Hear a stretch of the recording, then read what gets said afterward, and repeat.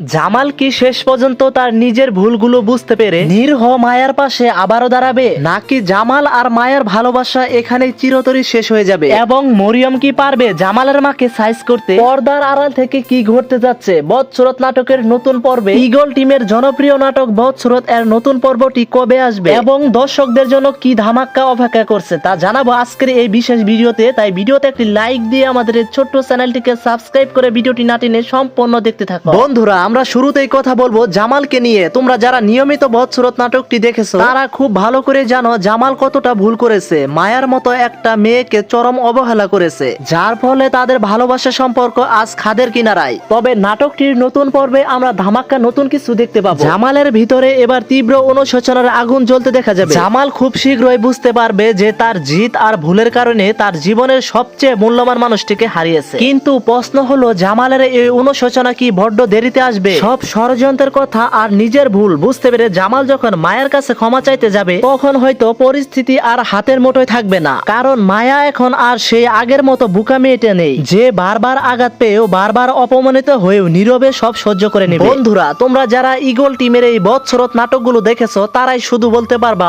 মায়ার জীবনটা আসলে কতটা কষ্টে কেটেছে।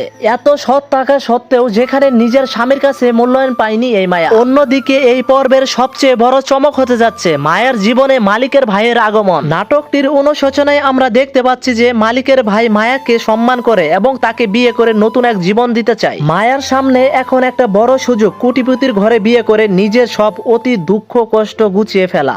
এই নাটকের 25 নাম্বার পর্বটি নিয়ে আমরা হয়তো দেখতে পারবো নতুন ধামাক্কা কিছু। এতে অনেক নেটিজেনদের প্রশ্ন, মায়া কি সত্যি মালিকের ভাইকে বিয়ে করতে রাজি হবে?